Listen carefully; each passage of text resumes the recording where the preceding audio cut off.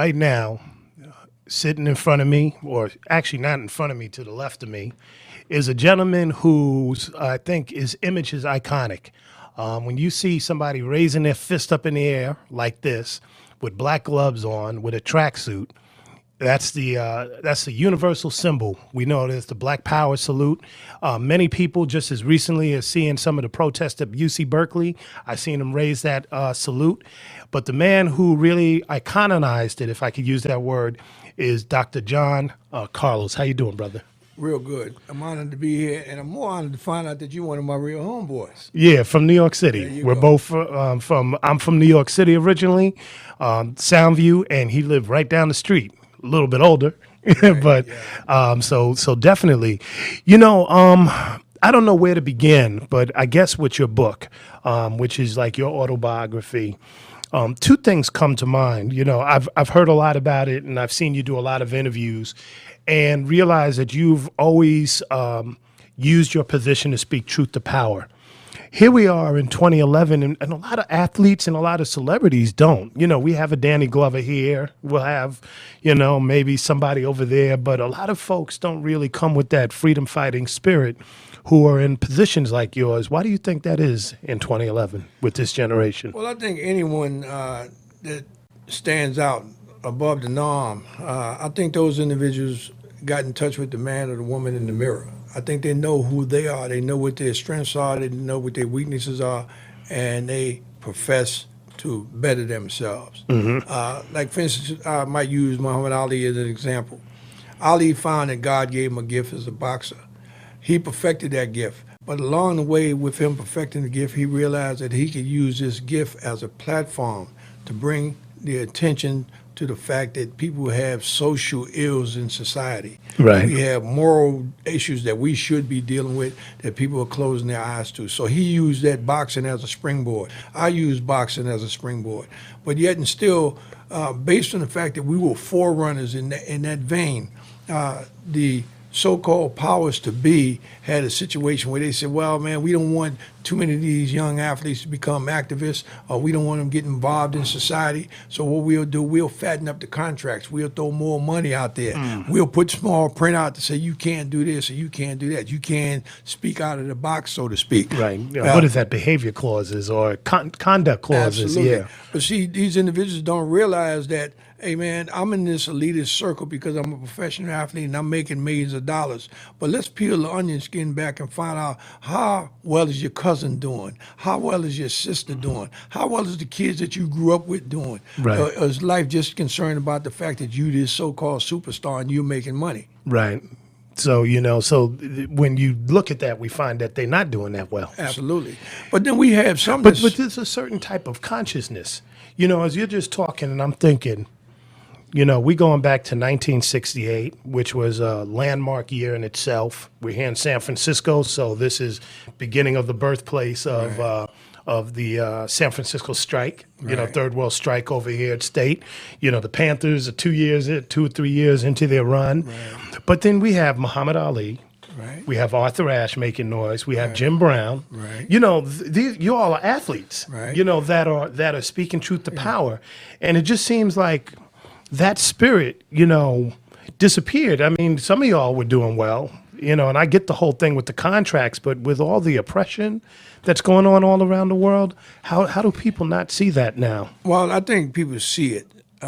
We have certain individuals that still step forward. Like, we could use Steve Nash as an example about what was happening to Hispanics there in the state of Arizona. Right. We can use Mr. Woodson relative to the people's plight in the Occupy Wisconsin and what's happening with the governor there. Charles stepping Woodson. out. Right. Yeah. So then we can go on. We can say Michael Strahan relative to him speaking out against sexual preference and so forth like that. Right.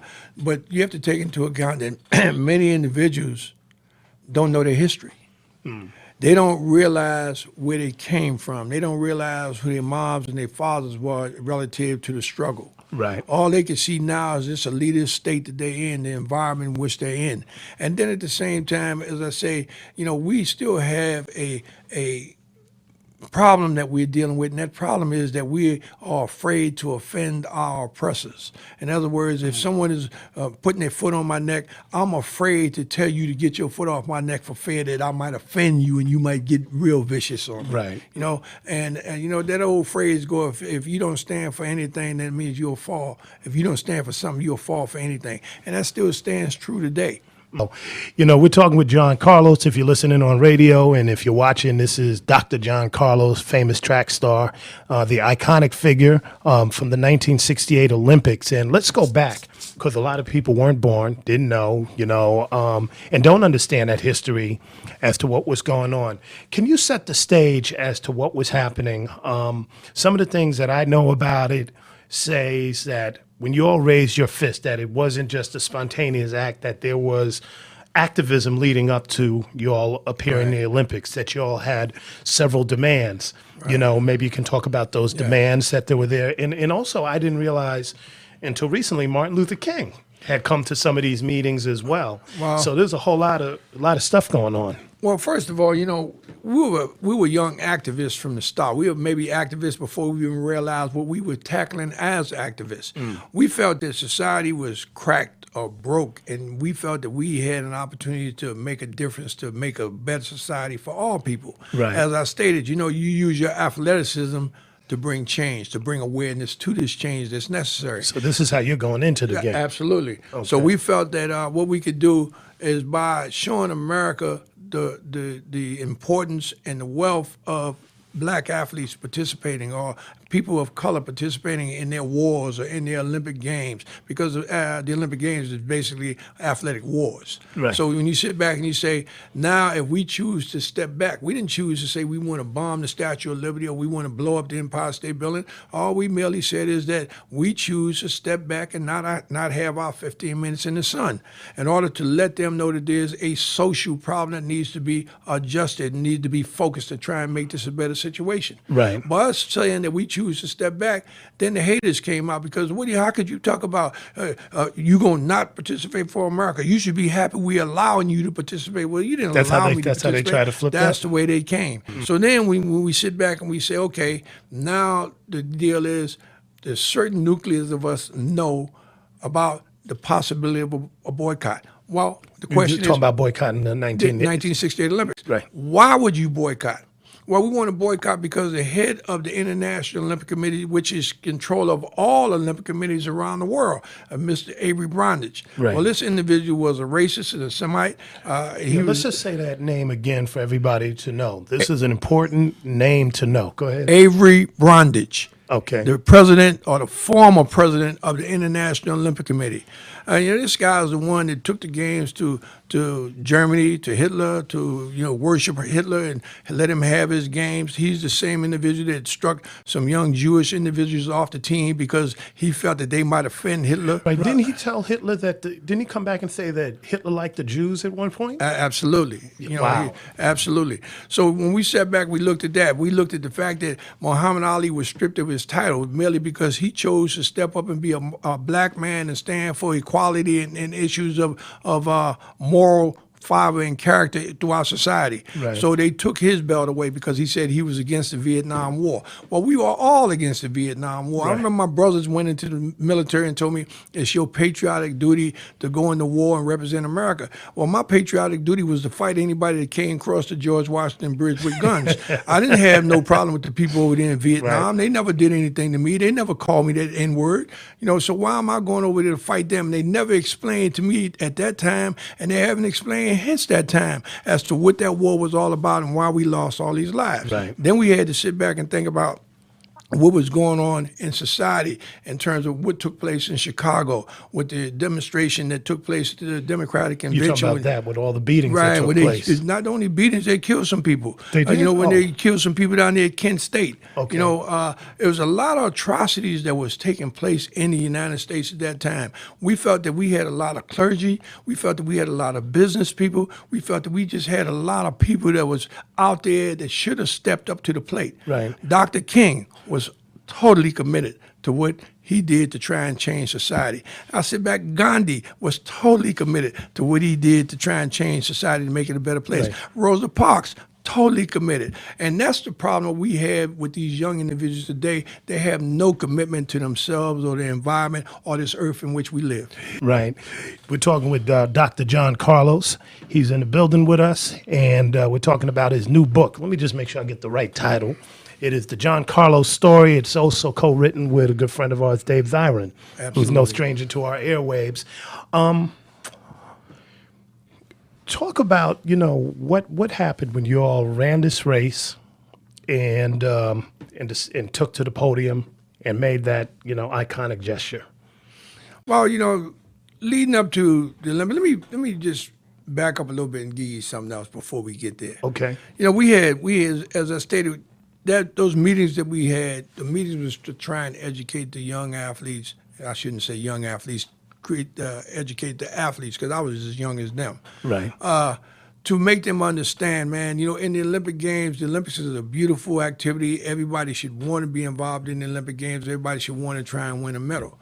But the bottom line is, going to the Olympic Games, if you win a medal, you still only getting 15 minutes in the sun. You can sit back and think about the thousands of Olympians that go to the Olympic Games and think about how many are remembered after the Games. Right. Okay?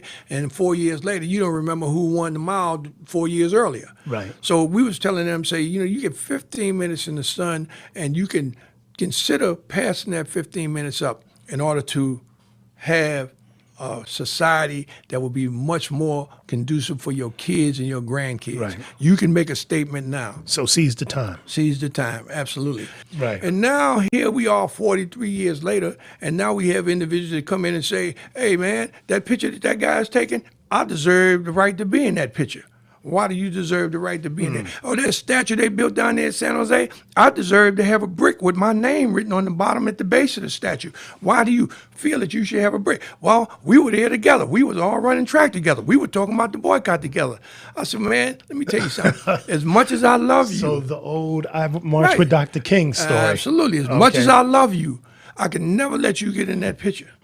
I said, as much as I love you, I can never let you get a brick. I said, because if I allowed you to get in the picture, if I allowed you to put a brick down there, I'll be lying about history.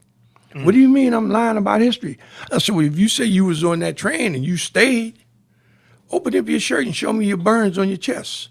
Show me some burns on your neck or your arm or your hands. Pull up your pants, let me show you burns. Hey, Mr. Smith, come up here. Show him your burns. Hey, you want to see my burns? Smith, Let me show you my burns. And what I'm trying to illustrate to you is that what Mr. Smith did, what Mr. Carlos did, what Mr. Norman did was total commitment. It was no partial commitment. That's the third guy, the Russian, Norman, the Australian guy. A lot of people forget that they he participated in that too. They can't forget Peter Norman. Yeah. Peter Norman was a very significant part of that demonstration. And so when you sit back and you think about it, now everybody wants to come back and get in these pictures. Well, man, you can't get in the picture because you wasn't there. You don't have any burns on your body because you bailed. You didn't have a ultimate total commitment to what we was fighting to change society. Now you want to be in the picture?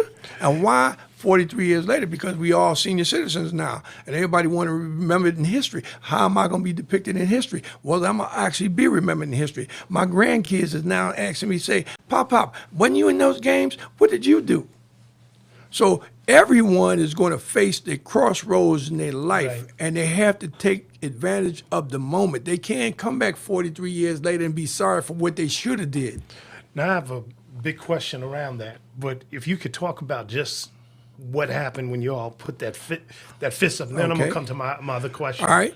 Well, when we went out there, after we decided that the boycott was not going to take place, other individuals felt that their needs for that medal was more important than the boycott, and we decided, okay, everyone would go and do their own thing. That was the last statement that was made. Everyone will go and do their own thing. Right. Now, when we got there, we went through our rounds, preliminary heats and so forth, having some fun, enjoying the spectators enjoying us, the high energy in the stadium. Mm-hmm.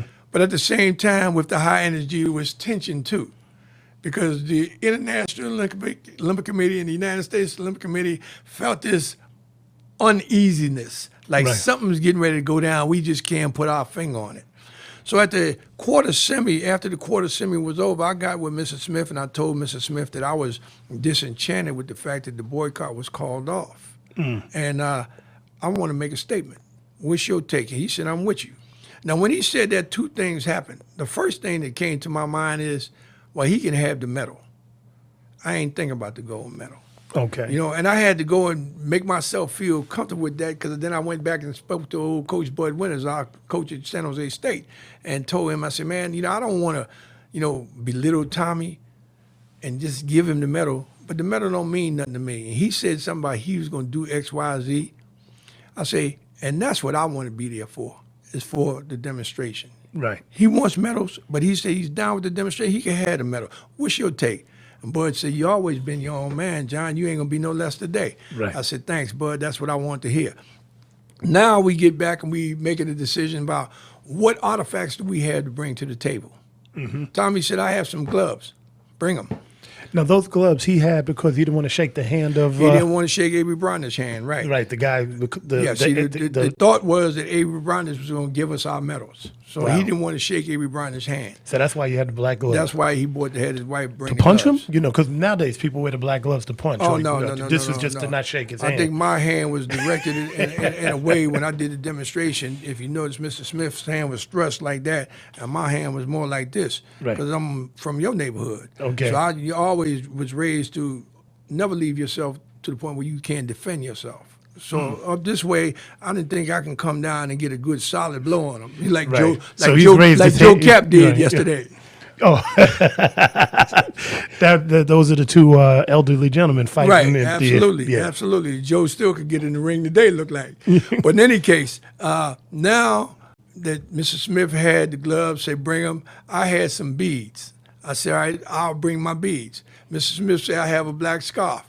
Bring your black scarf. I had a black shirt. I bought the black shirt. So y'all came prepared. Oh, well, these are just artifacts that we just got. We wasn't like we was prepared, because we didn't have a clue as to how we was going to do or what we was going to do until roughly 20 minutes before we were supposed to go out. You confident that y'all could win the races? That was a done deal. You know, it didn't matter about what we wanted to do if we didn't win the races. Right. The only person that would actually stop us from winning those races was God himself. And God wanted this to happen. So it wasn't no possibilities of us not winning. You know, it was just a matter of, you know, Tommy Smith, you know, decided to put on some fake groin muscle pull. And I looked at him and I said, well, if Tommy wanted this better that bad, he gonna put a groin muscle pull. Man, you got that swagger, man. Like, don't like right now. If I said let's step out and race, you look like, man, Well, son, I'll beat you. I couldn't run against you right now, but I could put enough fear in your heart. I hear that. You know, Well, I can I'm not still- trying to race you, I man. can I'm still not put trying. fear in you, baby. I'm not trying to go up against you. So, Dr. but the bottom line is, now we didn't come together and say, okay, now we got all the artifacts, and even to the point where we said we're gonna go out there barefoot, we're gonna roll our pants up, have our black socks on. Now let me explain to you the essence of the black glove. Mm-hmm. And a lot of people like, I heard you introduction to the show and said the Black Power movement. It wasn't the Black Power movement. Okay. It was an Olympic Project for Human Rights. Okay. It didn't say Olympic Project for Black rights. It didn't say Olympic Project for Asian rights or Hispanic rights. It says Olympic Project for Human Rights, encompass the world. Okay? Now, merely because we were black individuals, they decide, well, we'll say Black Power. Okay. Now, when you look at that, this fist here, and you say power, most people would look at this fist, if they put it in modern context, they would say Black Power means 9/11, like blowing up the trade centers or blowing up the Statue of Liberty. That's the way they tried to depict us back then, Right. that this Black Power thing that they was calling was such a vicious thing. That's why they focused on Black Power opposed to Olympic Project for Human Rights. Okay? So now let me explain to you about the glove and the fist. Okay. It was an open fist initially. There's always an open fist before you close it. It was Right. an open fist. To me, these open fists depicted 5 people of color. Each one of them was very smart. Each one of them had a new paradigm as to how they think society can be a better deal. Right. One of them jumps out from the 5 and he says, man, if I can move this little pebble across the road, I could change society for the better. And he jumps out there, man, and he tries his darndest to move it. He can't do it. Right. And he falls back in. Another one jumps out and says, man, I saw what you did and I saw what you did wrong. I can do it. I saw what you did. Right. And he jump out and he put all his muscles into it and he can't do it. And he jumps back in. But when they come together in a unified vein Right. and say, we have a problem, let's solve the problem. Now Now you become together in unity, and then you become a powerful force. Okay. Okay? So they say, oh, black power. Okay? Now, when you sit back, you look at the scarf that Mr. Smith had on his neck. That scarf was on his neck for black pride. Okay. You look at the beads that I had on my neck, the beads were for the lynchings and homicides and murders that had taken place throughout the South that was perpetrated on people of color. Right. And what did Miss Norman had something too, right? Yeah, I'm gonna get to that. So then, when you sit back and then you say, okay, the black shirt that I had on, which covered up my USA jersey, my black shirt was on there because I was ashamed of America for America allowing what has happened to blacks and people of color in this country throughout the history of this country. So I was ashamed to have USA on my chest. That's why I covered it up. Wow. Okay? Then you sit back and you look at it and you say, okay, now when you sit back and think about, why did we have no shoes on? We had no shoes on because we had in the greatest nation in the world. They sending rockets to the moon, and we still got kids running back and forth to school in the South that didn't have one pair of shoes. Wow. To walk 10 and 20 miles a day to and from school. How is that possible? So we went out there to acknowledge them. And then we took the Puma shoe out there because as a kid when I came through, I remember going to the Adidas people and asking them for a pair of shoes. They said, you're nobody. You can't get no shoes. You got to be somebody. Puma not only gave me some shoes, but when I went away as a young man, my first trip, and the Pan Am Airlines went on strike, and I couldn't get back, and I lost my job. Right. My wife was pregnant. I went down and told them, I was wearing your product. They gave me a job. And when they gave me a job, I opened their minds up to make them understand that, man, you have to give shoes to any and everybody that needs a pair of shoes. It's not about who you are as a superstar today. It's about who you're going to be tomorrow. Right. And if you're doing something with them when they're nothing, when they go to be somebody, they're going to take you with them. Right. So I acknowledged the Puma people and had Tommy and I to put them shoes on the victory stand to let that be a part of that iconic picture. Way before Nike, there was Puma. Long time before. But see, at the same time, Puma didn't even have a concept as to whether this was a good thing that I did by putting that shoe out there or not. They was embarrassed and insulted based on what the right-wing media was expressing to society at that time. These guys are demons. These guys are the devil. These guys are militant. These guys are anti-America. They're anti-white, which all total falsities. Right. Well, you're giving us a lot to think about, Dr. John Carlos. Thank you. We want to encourage people to read the book, The John Carlos Story, and pick up a lot of the jewels and gems that, not only that you shared with us this afternoon, but I'm sure is, chock full in the book, that warrior spirit, we need more of that. Now, mind you, if you ever look at that picture of us on the victory stand, Tommy and I raised our arms. Peter Norman stood there, proud Australian. Right. No disrespect to no flag, standing there at attention. Only misgiving that his society thought in Australia was that he had an Olympic project button on for human rights to say, I'm in sync with these two black individuals here. Right. Now, when we got home to America, they said, well, we don't like what y'all did. I'm going to beat you down. Hey, I'm tired of beating Carlos. Let me go find Smith. I'm going to beat him down too. And they can jockey back and forth.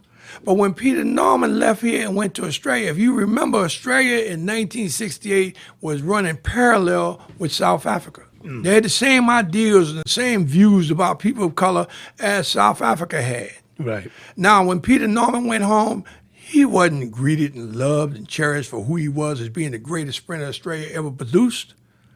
They put the hate thing on him merely because he supported two black men for humanity. Now, when they beat Peter Norman, they beat him 24/7. They didn't have nobody to give him a break. It wasn't two of him over there. He was there by himself. Wow. They beat him down to the point where he went into alcoholism. He went into nervous breakdowns. He lost his jobs. When it came time for them to have the Olympics there in 2000, they never let him even walk across the field and wave to the people. They never even acknowledged that he was one of their chosen sons to go there and be the greatest Olympian of all time for that nation.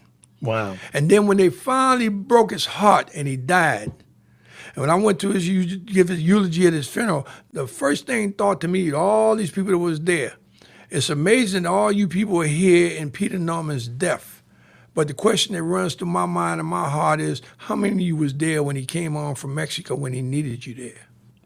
You know how deflated this might have been for the mere fact that he know he did the right thing, and then he comes back to Australia and they played a hate game on him.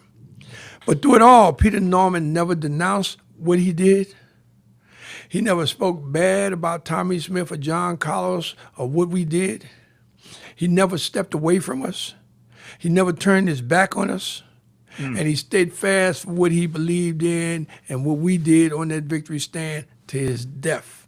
I will have more love for Peter Norman long after I'm dead and gone from this planet, just based on Peter Norman as the man. And let me go a little farther.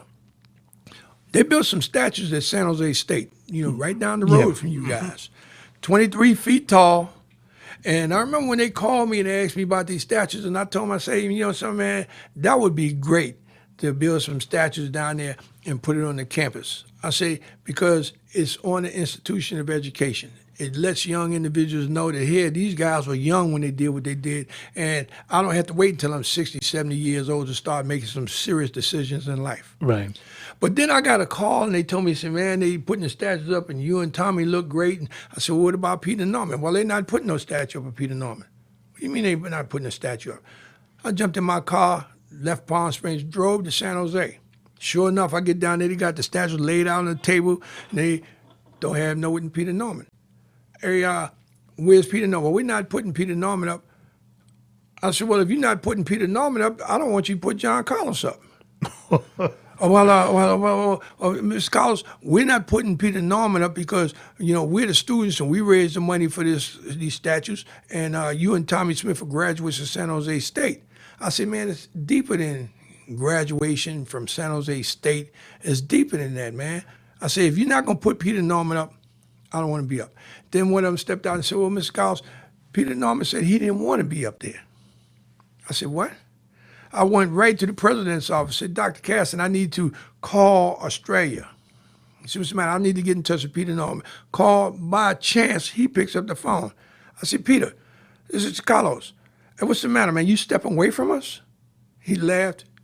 He said, you blame the Americans. And he says to me, he says, no, man, I'm not stepping away from you. He said, the deal is this.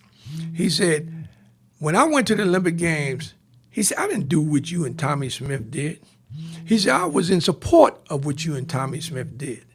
He said, I felt it would be more positive for me to withdraw from being a part of the demonstration on this particular statue that they built. Mm-hmm. I'd like you to put a little plaque there with my name to commemorate that I was a part of this activity. He said, I would prefer to leave my space blank. So anybody that come from anywhere on planet Earth and come to San Jose that support what you guys did, they can stand in my spot. Now, I don't think Mr. Smith or 10 million other guys would have ever did what Peter Norman did in that vein there. It just shows you the character of the man, the ultimate commitment that he had to make a better society. And I think that's a noble note to end on. Something that I think people just really need to marinate on that, a commitment, full commitment. Hey. Dr. Carlos, we appreciate it. Thank you so much. Thank you, bro. Appreciate you. I still think I might be able to beat you in a race, though. Well, I'll tell you what. Why don't you go down there and get warmed up? Call me when you're ready. I mean, I did the 200. You did the 200? Yeah. Well, see, the 200 did me. See, that's the difference. You did the 200, and the 200 did me.